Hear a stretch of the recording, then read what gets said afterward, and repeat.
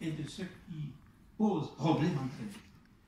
Et je suis sensible à cet esprit de communication créatrice qui est propre aux grands hommes de foi de notre temps, qui est propre aux hommes d'une civilisation en crise, comme mon inoubliable ami Elie Wiesel, que j'ai connu en 1968 à New York, et son éminent interlocuteur, le cardinal Jean-Marie Lustiger.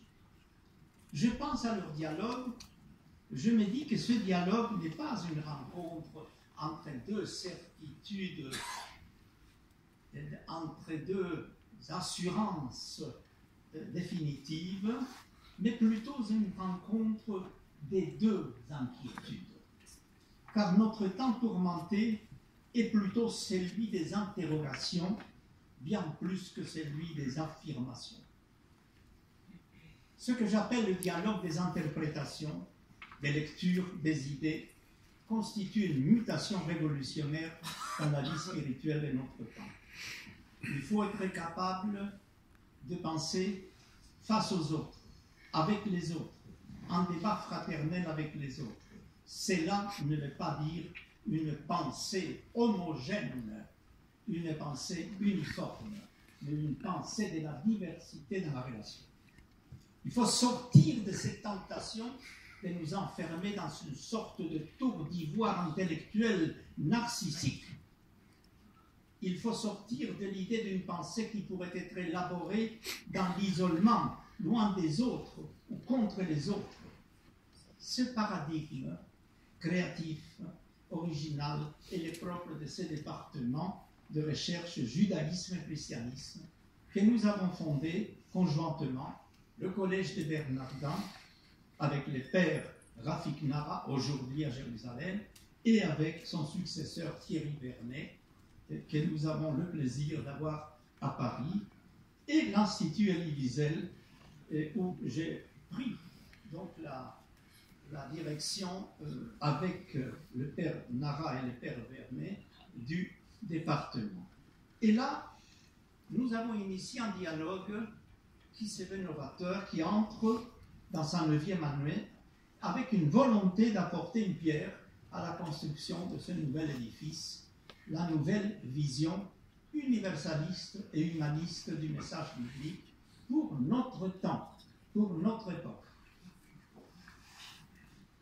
Très bien, mais après ces paroles optimistes, après ces paroles qui pourraient avoir l'impression que nous nous réjouissons d'une certaine complaisance, la question se pose. Où sommes-nous aujourd'hui dans les relations des familles spirituelles de la planète? Oui, depuis la fin de la Seconde Guerre mondiale, depuis la naissance de l'amitié judéo-chrétienne au niveau international, le dialogue entre les confessions a progressé. Et a progressé beaucoup. Les attitudes se sont modifiées. Ce que nous faisons ce soir, on n'aurait pas pu le faire en 1949. Oui, nous avons une meilleure compréhension de l'altérité, de la différence, de ce que le grand rabbin de Grande-Bretagne, dans le passé, le docteur Jonathan Sachs, appelait la dignité de la différence. Et oui, cette compréhension a connu des avancées exceptionnelles. Mais ne fermons pas les yeux. Face à une réalité dramatique, nous vivons dans un monde en proie, en retour, mortifère, violent, haineux du religieux. Au nom des dieux, on tue, on brûle, on bombarde, on vandalise, on torture, on décapite. Au XIXe siècle, les terroristes lançaient leurs bombes et faisaient des attentats suicides en disant « ni Dieu ni maître ». Aujourd'hui, les attentats suicides se font au nom des dieux.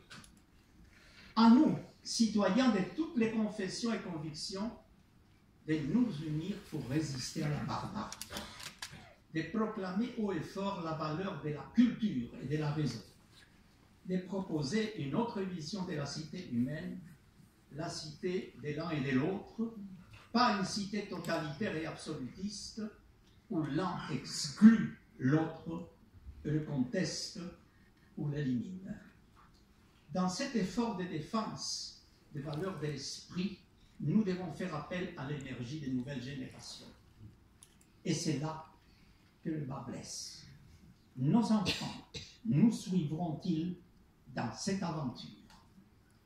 Je pense que nous devons faire appel à l'énergie des nouvelles générations, celle de nos enfants, nos étudiants, les enfants de nos amis.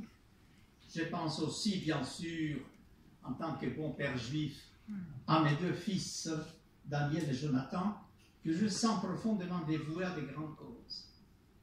Comme d'autres jeunes de leur génération. Oui, la jeunesse est remplie de courage, d'idéalisme, de rêves. Il faut imaginer qu'elle vit simplement dans l'égoïsme et dans l'arivisme. Il serait beau que cette jeunesse prenne toute sa place dans les dialogues entre les croyances du monde. Cela n'est pas encore arrivé. La Bible nous enseigne que les enfants ne sont jamais des copies conformes de leurs parents. Aux jeunes du XXIe siècle de trouver en toute liberté leur voix originale, inédite, qui n'est pas précisément la nôtre, dans le dialogue nouveau plus que jamais nécessaire. Jeunes d'aujourd'hui, chrétiens, juifs, croyants de toutes les confessions, ou jeunes incroyants, ne laissez pas aux manieurs des poignards et des bombes les monopoles de parler au nom de l'esprit. À vous d'inventer les nouvelles formes de dialogue qui permettront à notre planète d'échapper à ces conflits interminables qui menacent la civilisation. Il suffit de regarder les journaux jour après jour pour savoir que cette menace nous guette. Chère Jacqueline Cuche, le prix de l'amitié judéo-chrétienne 2018 est pour nous un honneur et un encouragement.